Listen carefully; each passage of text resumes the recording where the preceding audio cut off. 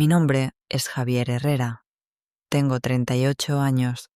Durante 6 años mi título oficial no existía, pero si tuviera que ponerlo en un currículum, diría analista de inteligencia de señales y operador de comunicaciones tácticas para los Zetas, facción noreste.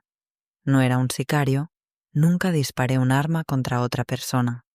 Mi trabajo era más íntimo, más profundo, más sucio. Yo era la voz en la oscuridad, el oído de Dios y del diablo. Era el sistema nervioso central de una bestia con 1000 cabezas.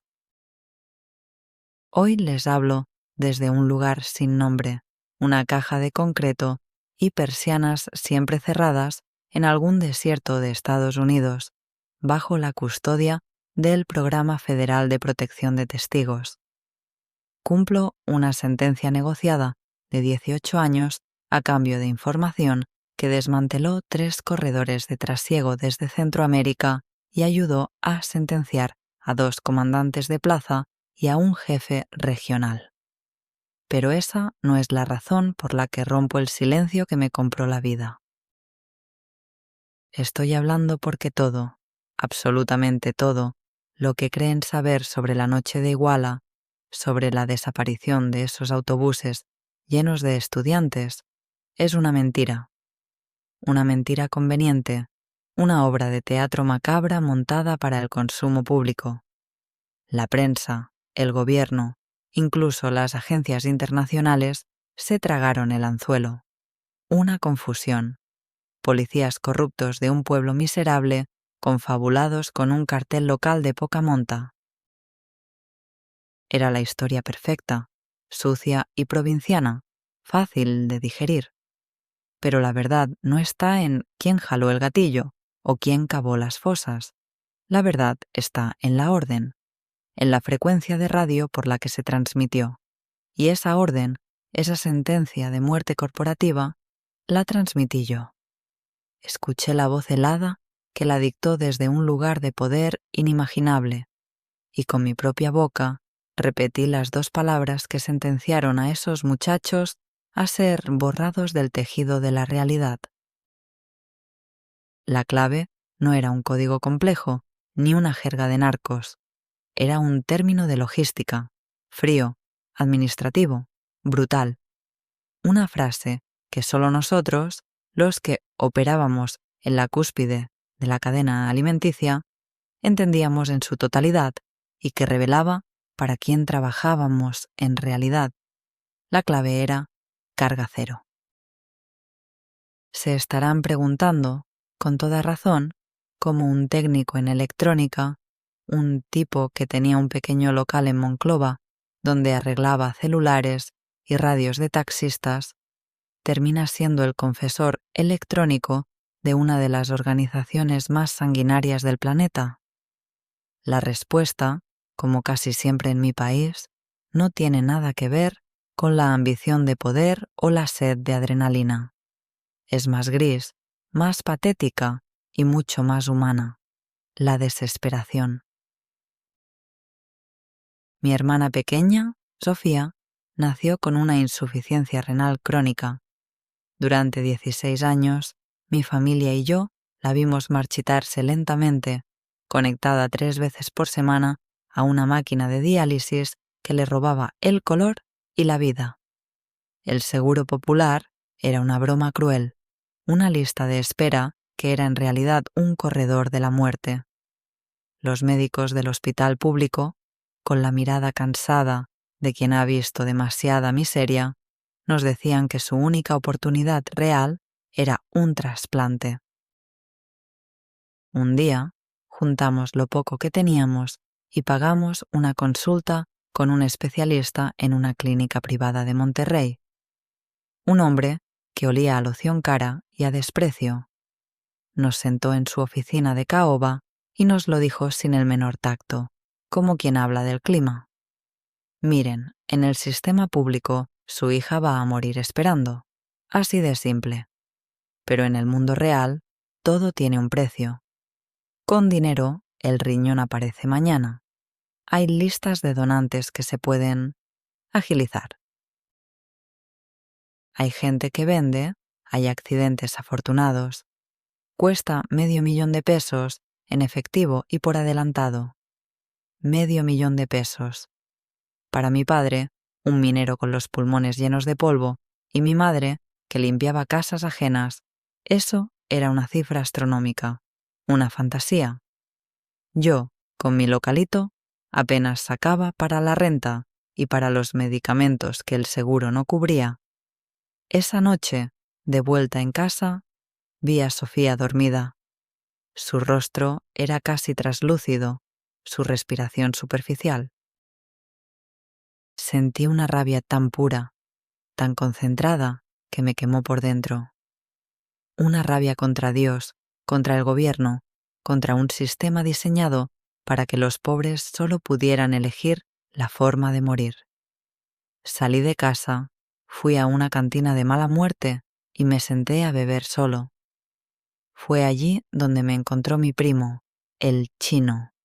Siempre supimos que andaba en malos pasos, pero era un tema tabú en la familia. Vio mi cara descompuesta y no tuvo que preguntar. Le conté todo, ahogando las palabras en tequila barato. Él escuchó, asintiendo lentamente. Cuando terminé, apagó su cigarro en el cenicero y dijo: «Sobrino, yo conozco gente seria.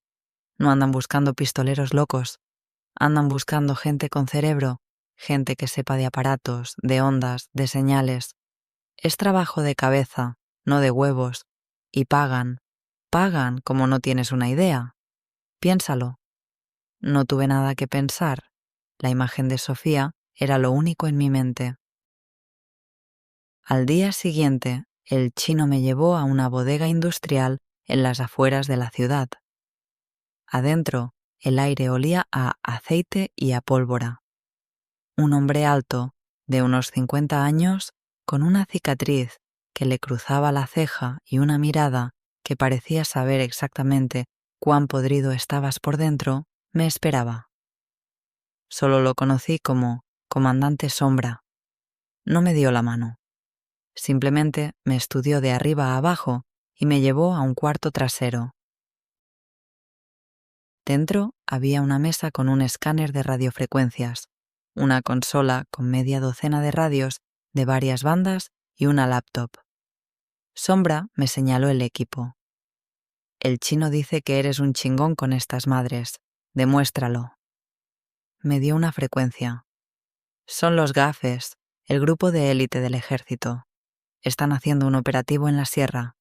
Rómpeles la encriptación. Quiero saber qué dicen y a dónde van. Tienes 20 minutos». Sentí un sudor frío. Era un equipo de grado militar. Pero la desesperación es un gran motivador. Mis manos se movieron solas. Mis años de cacharrear con la electrónica dieron fruto. Encontré una vulnerabilidad en el algoritmo de salto de frecuencia que usaban. A los 15 minutos, la voz clara y metálica de un capitán del ejército salió por los altavoces. Sombra no sonrió, solo asintió. «Escucha a los federales, a los municipales, a los marinos y a los contras. Quiero saber dónde están, a dónde van y qué van a hacer antes de que ellos mismos lo sepan. Quiero que seas mis ojos y mis oídos en toda la región». Luego me miró fijamente. «Tu familia tendrá el dinero para ese riñón en una semana». Y así fue. Una semana después, Sofía entraba al quirófano y yo entraba a un infierno del que nunca saldría. Me había convertido en el confesor de una ciudad entera, un fantasma electrónico que escuchaba los susurros de la guerra sin ver una sola gota de sangre. O eso creía yo. Mi bautismo de fuego no fue con el estruendo del plomo, sino con el silbido del éter. Las primeras semanas fueron una inmersión brutal en un universo paralelo con su propio idioma. Plaza, estaca, halcón, charola, cocinar, calentar la plaza. Cada palabra era un eufemismo para una brutalidad específica. Mi trabajo al principio era pasivo, monitorear.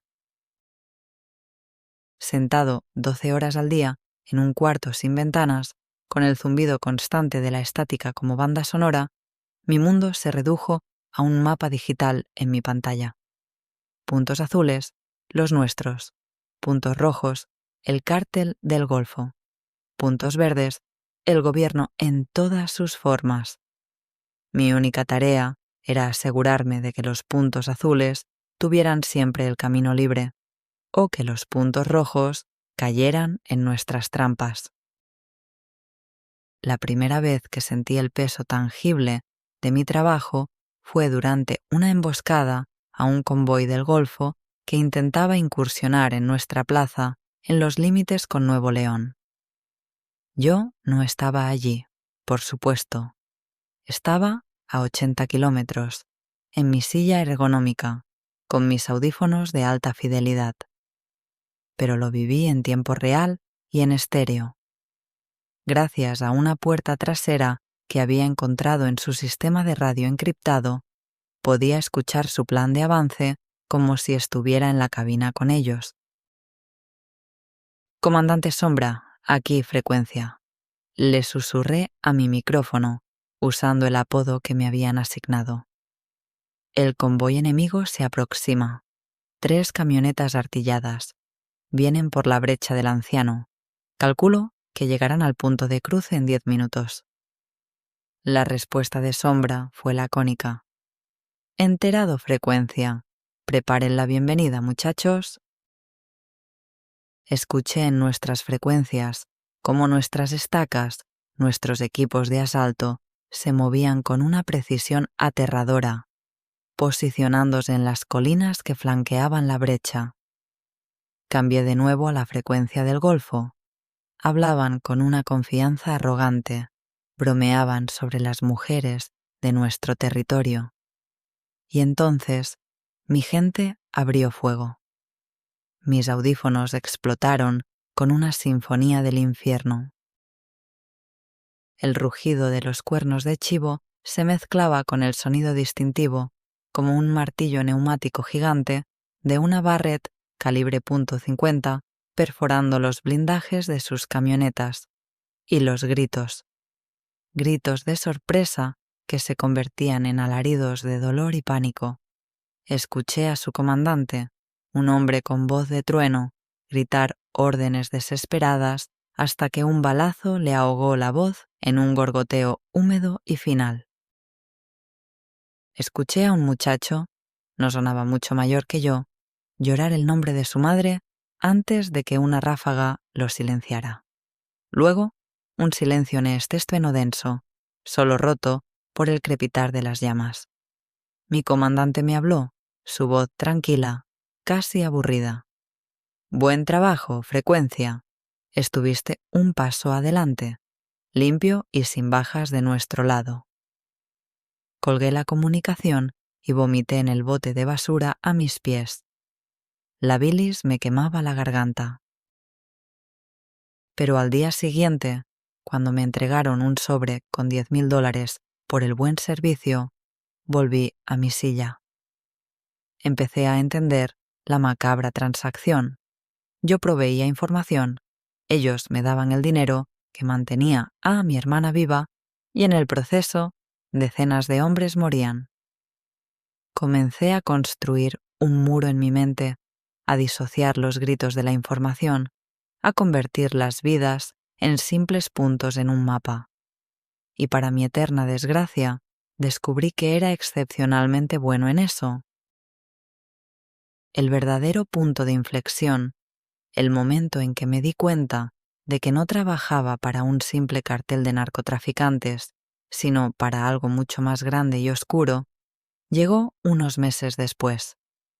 Estábamos en medio de una elección para la gubernatura del estado, una de las más reñidas de la historia.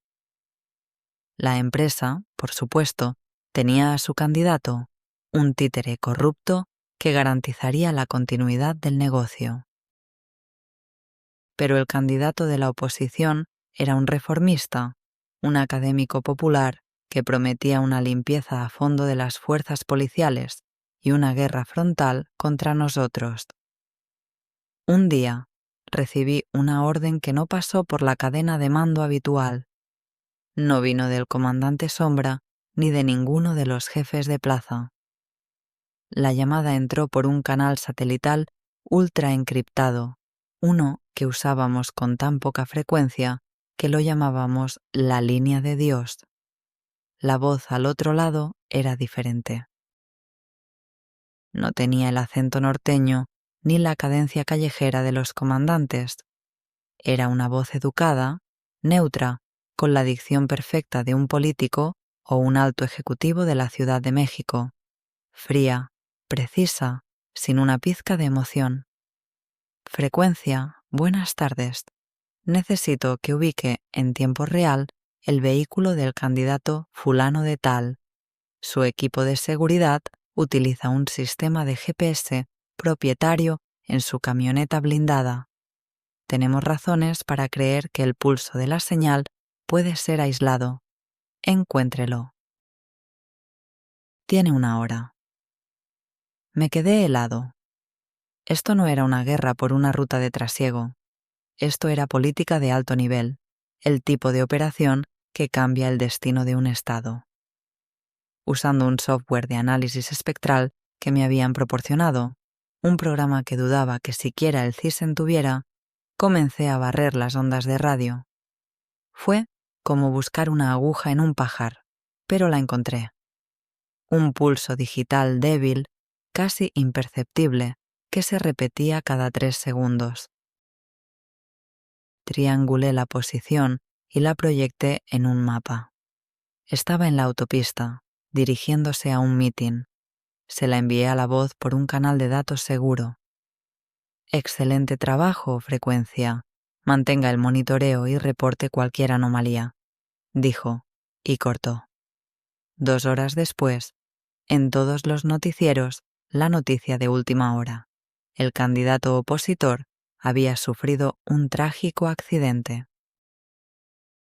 Su camioneta blindada, inexplicablemente, se había salido de la carretera en una curva y se había despeñado por un barranco, incendiándose al instante, sin sobrevivientes.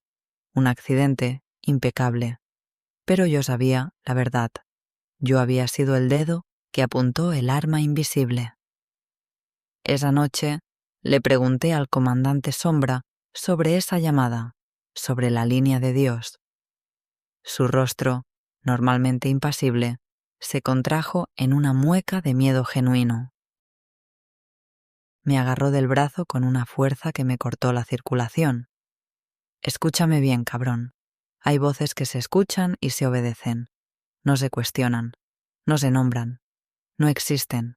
¿Entendiste? Tú eres los oídos, no la boca. Ese día comprendí la verdadera estructura del poder. Los Zetas, con toda su mitología de brutalidad, no eran la cima de la pirámide alimenticia. Éramos los perros de ataque, los carniceros, la mano de obra sucia. Los verdaderos patrones, los que daban las órdenes que realmente importaban, no usaban botas militares ni cargaban cuernos de chivo. Usaban trajes de Brioni, se sentaban en consejos de administración, en curules del Congreso y en oficinas con el escudo nacional en la pared. Nosotros éramos solo su herramienta más eficiente para mantener el status quo, para eliminar los obstáculos que el dinero no podía comprar o la política no podía silenciar.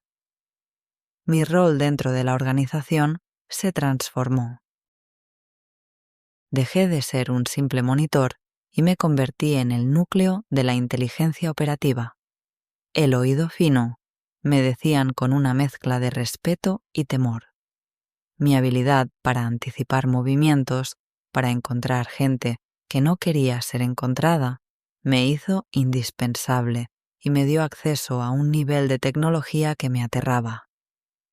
Me proveyeron de EMC Catchers para interceptar llamadas celulares a mi antojo, acceso a bases de datos de licencias de conducir, registros hoteleros, manifiestos de aerolíneas. Tenía un poder casi divino y lo usaba para cometer los peores pecados. Un día típico para mí era un descenso a varios círculos del infierno.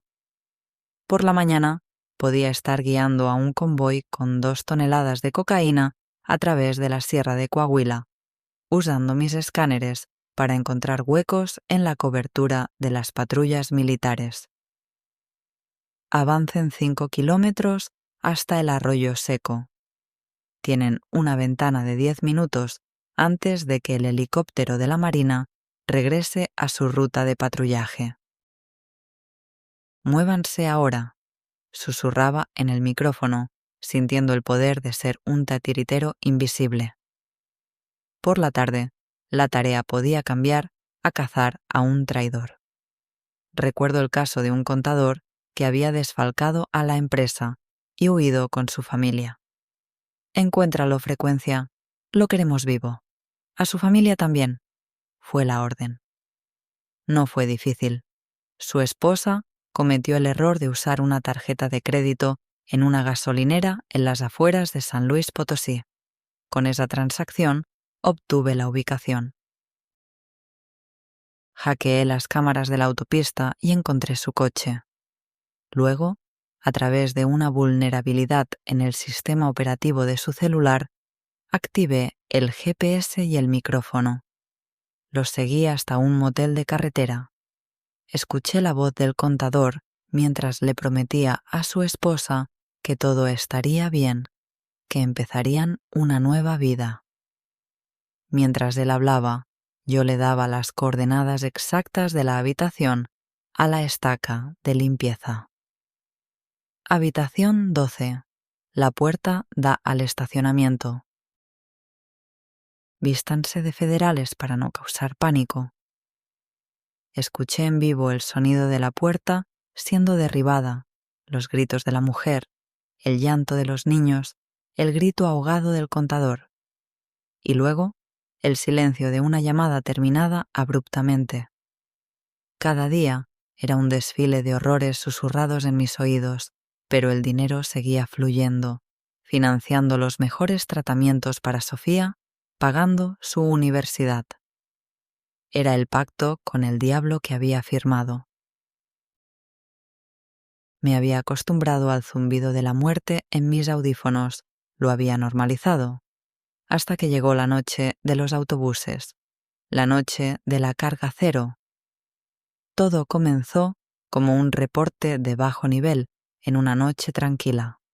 Un halcón en Iguala, Guerrero, reportó que un grupo de estudiantes de la Normal Rural de Ayotzinapa, conocidos por ser conflictivos y de ideología de izquierda, habían tomado varios autobuses de la terminal local. Su plan era viajar a la Ciudad de México para la manifestación del 2 de octubre. Era algo que sucedía con frecuencia. La orden estándar en esos casos era dejarlos pasar. No era nuestro problema, y enfrentarse a estudiantes traía mala prensa y calentaba la plaza innecesariamente. Pero esa noche fue diferente. La alerta, que normalmente moriría a nivel local, comenzó a escalar por la cadena de mando a una velocidad alarmante. De repente, mi consola se iluminó. El comandante Sombra me llamó directamente. Oído fino, suelta todo lo demás. Quiero que te enfoques en el sector de Iguala. Monitorea exclusivamente el movimiento de esos camiones. Quiero saber su ruta, su velocidad y si hacen alguna parada. Reporta cada 5 minutos. La tensión en su voz era palpable. Algo no cuadraba. ¿Por qué un despliegue de atención de alto nivel por unos simples normalistas? Entonces, la llamada que lo cambió todo. Entró por la línea de Dios. La misma voz, educada y fría. Frecuencia. Tenemos una situación de contención prioritaria en el sur. Unos activos se están moviendo fuera del perímetro de control. Es imperativo que esos activos no salgan del estado. Repito, es imperativo. Activos. No dijo estudiantes, dijo activos. Como si fueran mercancía, no personas. Le transmití la orden a Sombra. Él, sin cuestionar, desplegó a 3 de nuestras mejores estacas, más de 20 hombres armados hasta los dientes, que operaban en esa región. La orden fue bloquear la carretera federal a la salida de Iguala en un punto ciego conocido como El Matadero. Yo escuchaba y coordinaba todo desde mi búnker a cientos de kilómetros. Escuché la confusión de los choferes de los autobuses al ver el retén falso con hombres vestidos de policías. Escuché los primeros gritos de los estudiantes cuando los sicarios, con el rostro cubierto, los empezaron a bajar a golpes y culatazos. A través de los micrófonos abiertos de nuestros hombres podía oír el caos, el miedo puro, las súplicas. Un comandante de la estaca en el terreno, un tipo apodado El Cremas, preguntó por radio: «Jefe, ya los tenemos a todos. Son un chingo de plebes. ¿Qué procede? ¿Les damos un susto y los regresamos a su pueblo o qué pedo?» El comandante Sombra, por primera vez desde que lo conocía, dudó. Me miró a través de la webcam que teníamos para comunicarnos. Él también estaba esperando la orden final. Se aclaró la garganta y habló a su radio. «Frecuencia», pregunta al mando cuál es la disposición final para el paquete. Mi corazón empezó a latir con una fuerza que me dolía en el pecho. Tecleé la solicitud en mi terminal segura. La respuesta tardó 30 segundos que parecieron una vida. No fue una llamada. Fue un mensaje de texto encriptado en la pantalla. 2 palabras. Lo leí y mi mente se quedó en blanco. No lo entendí al principio. Era un término de logística de transporte, uno que habíamos usado antes cuando se referían a tráileres que, después de entregar la droga en la frontera, debían regresar vacíos para no levantar sospechas. El comandante Sombra ladró por la radio, su voz llena de impaciencia. «¿Qué fue, frecuencia? Dime la puta orden, carajo». Tragué saliva. Tenía los audífonos puestos. Podía oír el llanto de los muchachos de fondo, mezclado con las risas crueles de los sicarios. Abrí mi canal para transmitir a todas las unidades involucradas en la operación. Mi voz salió como un susurro tembloroso, pero amplificado por la tecnología. Sonó claro y autoritario en sus radios. Dije: «Mando central informa. La directiva final para los activos es carga cero». Hubo un segundo de silencio absoluto en todas las frecuencias. Un silencio pesado, denso. Nadie pidió aclaración. Todos, desde el comandante hasta el último sicario, sabían exactamente lo que significaba. El primer enterado vino de El Cremas, y luego el infierno se desató de nuevo, pero esta vez fue metódico, industrial. No eran disparos de advertencia, eran ráfagas cortas, controladas, el sonido de cuerpos cayendo sobre el asfalto, gritos que se cortaban abruptamente. Escuché a El Cremas reírse y decir por el radio: «A ver estos pinches rojillos si siguen queriendo cambiar el mundo. Échenlos a la camioneta de redilas». Apagué el audio de campo. No podía seguir escuchando.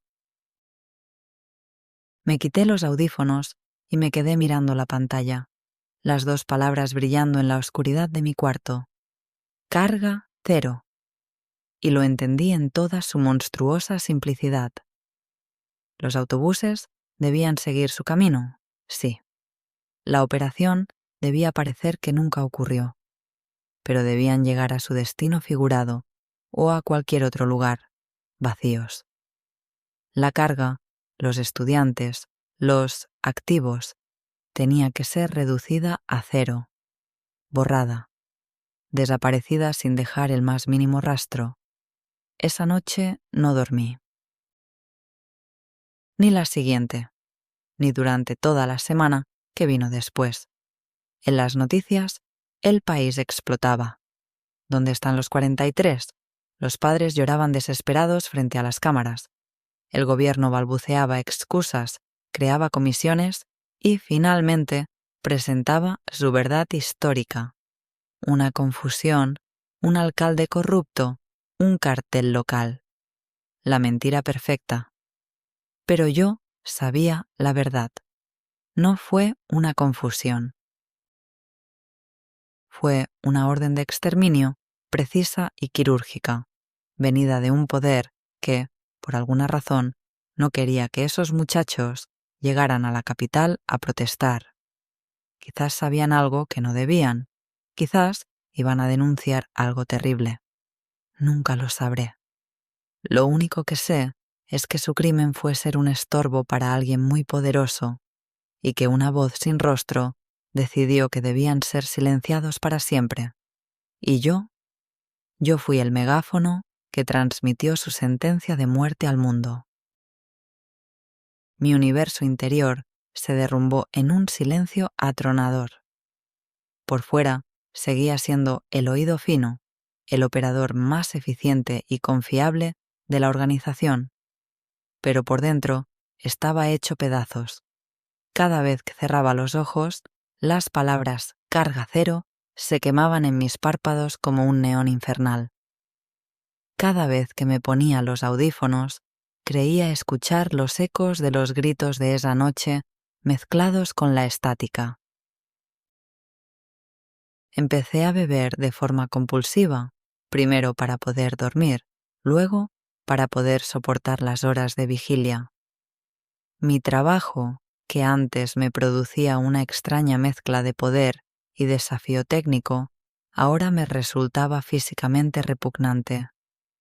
Cada coordenada que daba, cada conversación que interceptaba, me recordaba que yo era una pieza clave en esa maquinaria de muerte. La ironía me consumía como un ácido. Mi hermana estaba sana, graduándose con honores de la universidad, todo gracias al dinero que yo ganaba. Ver su futuro brillante, sabiendo que se lo había comprado con la aniquilación del futuro de otros 43 jóvenes, era una tortura diaria. Me volví paranoico. La voz de la línea de Dios se convirtió en una obsesión. ¿Quién era? ¿Un secretario de Estado? ¿Un general del ejército? ¿El dueño de un conglomerado? ¿Por qué querían a esos estudiantes muertos con tanta saña? La orden carga cero era la clave. No era jerga narca. Era el lenguaje frío de la logística corporativa, el lenguaje de alguien que ordena la liquidación de un activo no rentable. Comprendí que todos los que habíamos participado directamente en esa operación éramos cabos sueltos. Los sicarios que estuvieron ahí, los comandantes y, sobre todo, yo. El único que había tenido contacto, aunque fuera auditivo, con el mando central. Mi teoría se confirmó de la peor manera. Un día, el comandante Sombra, el hombre que me reclutó, mi protector dentro de la organización, fue encontrado en la cajuela de su propio coche en las afueras de la ciudad. Le habían dado el clásico tiro de gracia. La versión oficial dentro de la empresa fue que lo habían matado los contras. Pero yo sabía la verdad. No había señales de tortura, no había narcomensaje. Fue una ejecución limpia, profesional. Estaban limpiando la casa, borrando a los testigos, uno por uno. El pánico se apoderó de mí. Supe que yo era el siguiente. Fue entonces cuando empecé a hacer algo que nunca había hecho: grabar. En secreto, compré un disco duro externo de estado sólido y comencé a hacer copias de seguridad de las comunicaciones más sensibles, especialmente los archivos de audio de la línea de Dios, incluyendo la grabación de la noche de Iguala.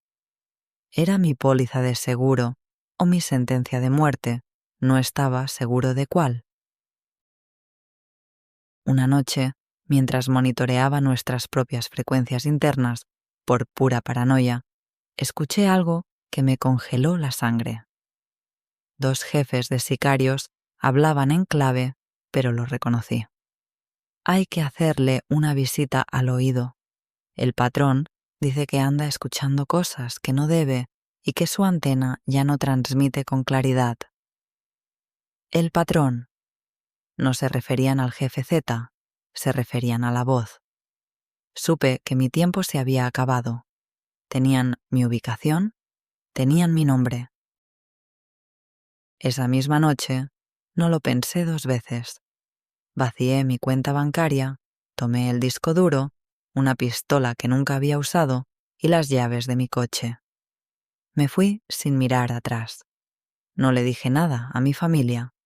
Desaparecer era la única forma de protegerlos, de cortar cualquier lazo que pudiera llevarlos hasta ellos.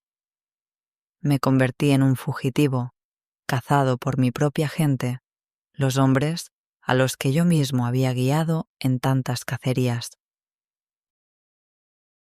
La huida fue una pesadilla lúcida, una inmersión en la paranoia más absoluta, pero tenía una ventaja que pocos tenían.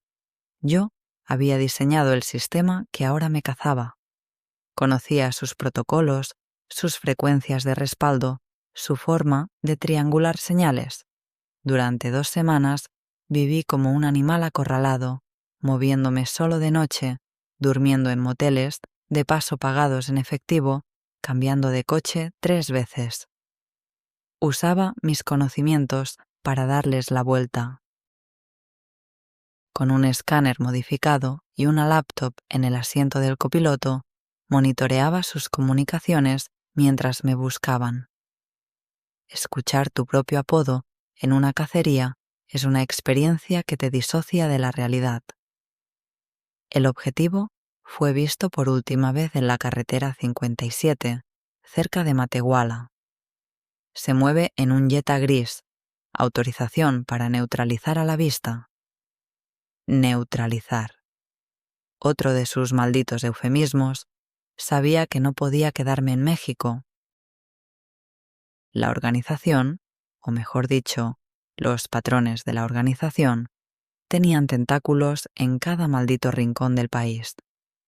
Mi única opción era cruzar la frontera, llegar a Estados Unidos y entregarme a la DEA.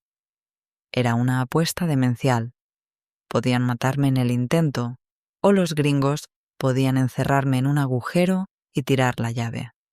Pero era infinitamente mejor que terminar disuelto en ácido en algún rancho olvidado. Conduje hacia el norte, hacia la frontera de Tamaulipas, eligiendo deliberadamente el camino más peligroso. Reynosa. Era una locura meterse en la boca del lobo, pero calculé que sería el último lugar donde esperarían que cruzara.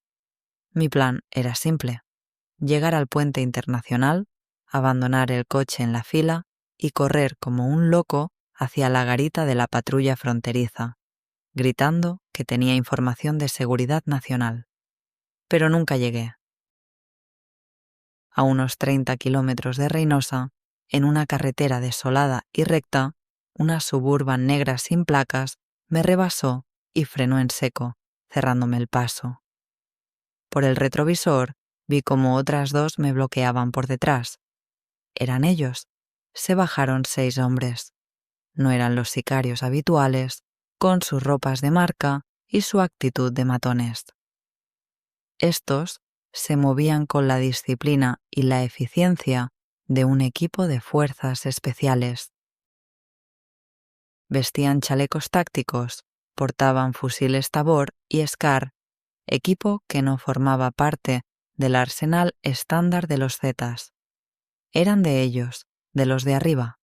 eran los profesionales que mandaban a hacer el trabajo que ni los sicarios más sanguinarios podían garantizar, supe que era el fin. Pero mientras me apuntaban, vi a lo lejos un destello de luces rojas y azules. Un convoy de la Marina Mexicana, que rara vez patrullaba esa zona, se acercaba a toda velocidad. Alguien había dado un pitazo. O, quizás, en un universo sin Dios, yo tuve un golpe de suerte. Se desató un tiroteo brutal y breve. Yo me tiré al suelo de mi coche, abrazando el disco duro contra mi pecho como si fuera un hijo. Las balas de alto calibre atravesaban la carrocería de mi coche como si fuera de papel mantequilla.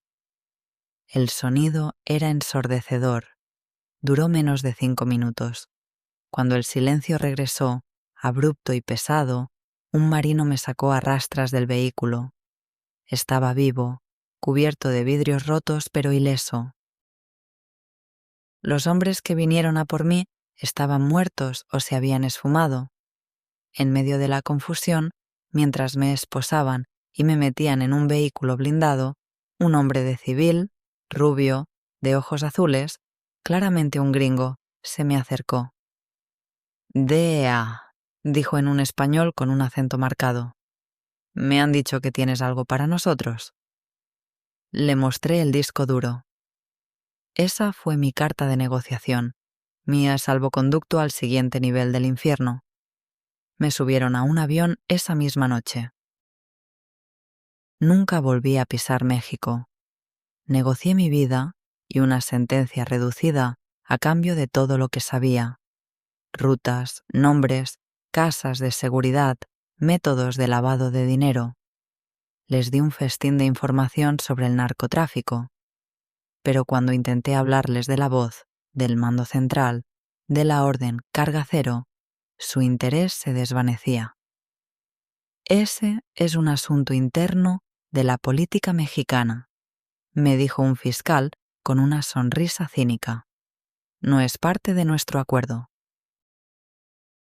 Comprendí entonces que ellos también eran parte del juego.